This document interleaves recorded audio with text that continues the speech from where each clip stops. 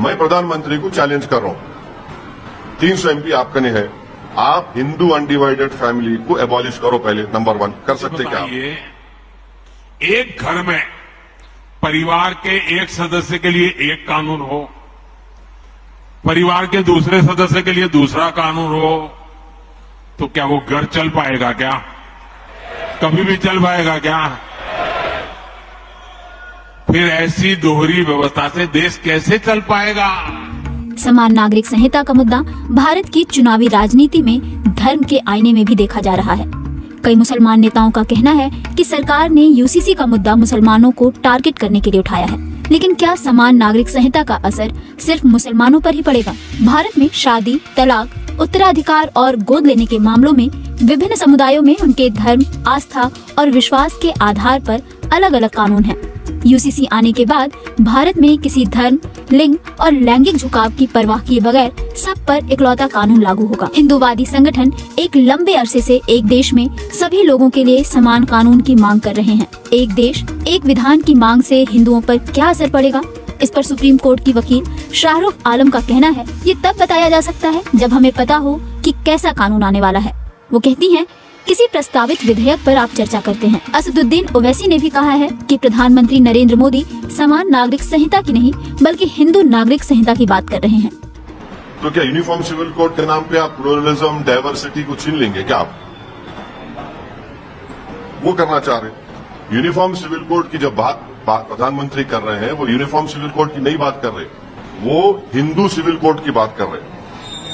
पूरे जो Islamic references है प्रैक्टिसेस के, उसको वो इलीगल ट्रीट करेंगे और पूरे हिंदू प्रैक्टिसेस को प्रधानमंत्री अंडर लॉ प्रोटेक्ट कर लेंगे।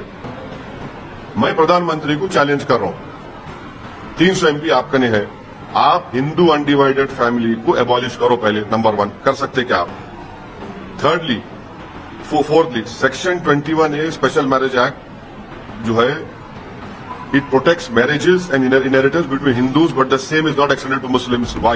शाहरुख आलम भी मानती हैं कि हिंदू पर्सनल लॉ में काफी सुधार हुए हैं जो मुस्लिम पर्सनल लॉ में कभी नहीं हुए। मसलन साल 2005 के बाद से हिंदू कानून के तहत बेटियों को भी पैतृक संपत्ति में हक मिला। लेकिन सवाल ये उठता है कि क्या हिंदू पर्सनल लॉ को समान नागरिक संहिता के लिए मानक माना जा सकता है? इस पर शाहरुख आलम कहती हैं, हिंदू मैरिज एक्ट के तहत आप अपने पति से तभी तलाक ले सकते हैं जब आपकी शादी में कोई दिक्कत हो। बिना दिक्कत वाली शादी से बाहर निकलने का अभी कोई प्रावधान नहीं है। या तो आपसी सहमति हो या फिर आप कोई समस्या दिखाइए। मजबूरन लोगों को कई झूठे आरोप लगाने पड़ते हैं। बेंगलुरु के national law school of India university में पढ़ा रही सरसू थॉमस यूसीसी में हिंदुओं को होने वाले नुकसान को गिनाती हैं। वो कहती हैं कि यूसीसी आने से हिंदू अविभाजित परिवार खत्म हो जाएगा। हिंदू कानून के मुताबिक एक परिवार के सदस्य HUF बना सकते हैं। आयकर अधिनियम के तहत HUF को एक अलग इकाई माना जाता है। अब बेटियां भी परिवार की संपत्ति में हिस्सा हैं और इसके तहत उन्हें टैक्स देनदारियों में कुछ छूट मिलती है। सरसू थॉमस भी कहती हैं कि नए कानून में क्या होने वाला है किसी को इस बारे में जानकारी नहीं है। हालांकि वो शादी से जुड़े हिंदुओं के अलग अलग रिवाजों के खत्म होने की बात जरूर कहती हैं। वो कहती हैं कि दक्षिण भारत में रिश्तेदारों के बीच शादियां हो सकती हैं, लेकिन यूसीसी इन सब रिवाजों को खत्म कर देगा। हालांकि सुप्रीम कोर्ट के ऑन रिकॉर्ड वकील रोहित कुमार यूसीसी के विरोध पर अलग राय रखते हैं। वो कहते हैं कि विरोध होगा क्योंकि कुछ बदल रहा है, लेकिन क्या बदलाव होंगे इस बारे में कोई ठोस जानकारी नहीं है। प्रधानमंत्री नरेंद्र मोदी के बयान पर प्रतिक्रिया देते हुए छत्तीसगढ़ के मुख्यमंत्री भूपेश बघेल ने कहा कि अगर यूसीसी लागू हुआ तो आदिवासियों की संस्कृति और परंपराओं का क्या होगा। झारखंड के भी 30 से अधिक आदिवासी संगठनों ने ये निर्णय लिया है कि वो विधि आयोग के सामने यूनिफॉर्म सिविल कोड के विचार को वापस लेने के लिए मांग रखेंगे।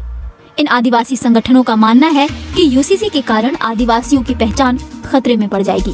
पीएम मोदी की ओर से सभी समुदायों के लिए एक जैसे कानून की वकालत किए जाने के कुछ घंटों के बाद ही all India Muslim personal law board UCC यूसीसी के खिलाफ दस्तावेज पर चर्चा की है। समाचार एजेंसी पीटीआई से बातचीत में मुस्लिम पर्सनल लॉ बोर्ड के सदस्य खालिद रशीद फरंगी महली ने कहा कि इस बैठक में यूसीसी पर आपत्ति संबंधी मसौदा दस्तावेज पर चर्चा हुई, लेकिन इस नियमित बैठक को पीएम मोदी के भाषण से नहीं जोड़ा जाना चाहिए।